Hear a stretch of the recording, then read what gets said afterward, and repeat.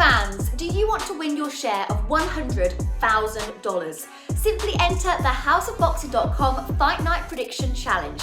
Compete with boxing fans around the world. Simply head over to houseofboxing.com and sign up now. This is Charlie Parsons for Boxing Social in association with houseofboxing.com and Empire Fight Store. Always a pleasure, Mr. Tony Sims. Maybe a little bit more difficult than anticipated in there tonight, but you get out victorious. Joey just said to me, you can't beat me on a bad night, then good luck beating me on a good night. 114, 114, and then 2 116, 112 cards. I think the general consensus is he probably did enough. What's your reflection? Yeah, I thought he done enough, and it was a close fight, but I think Joe himself made it close. I didn't want him to sit in a pocket for too long. I wanted him to keep his boxing at range, and I felt like he was sitting in a pocket a bit too long and giving the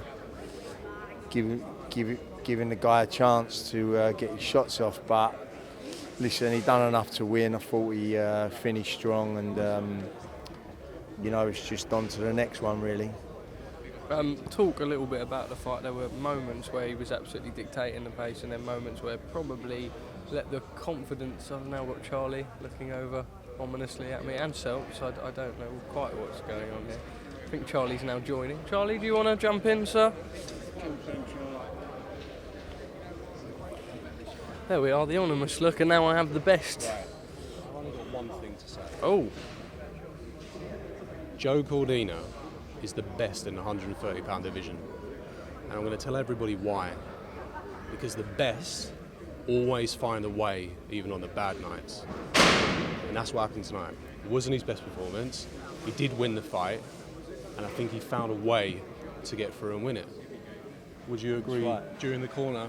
That's right. And listen, the kid put up a game performance. But I said to the kid afterwards, to go and win a world title, you can't just try and win it. Snatch it, right? Yeah, try and nick a fight. You've got to go and rip the title off the champion, and you never done that. So,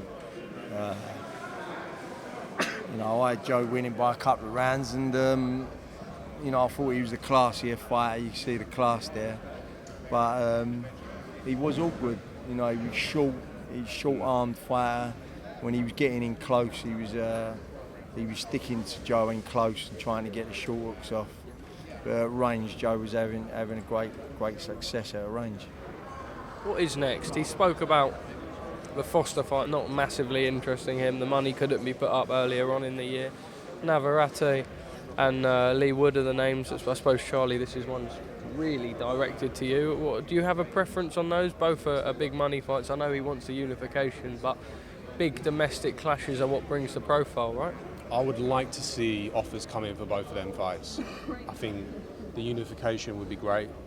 It seems like the obvious route, but Leigh Wood selling out a stadium here in the UK with the Nottingham fans and the Cardiff fans would be a really big night in the UK. So we'll see what comes to fruition, but it was really important that we got the win tonight. There was a lot riding on this fight. It was a voluntary. And I think a lot of people took Vazquez, not as seriously as Rakimov or Ogawa. And I think, although Joe weren't overlooking it, Vazquez made it awkward. And he found a way to win. And there's a good saying, Vazquez just did enough to lose.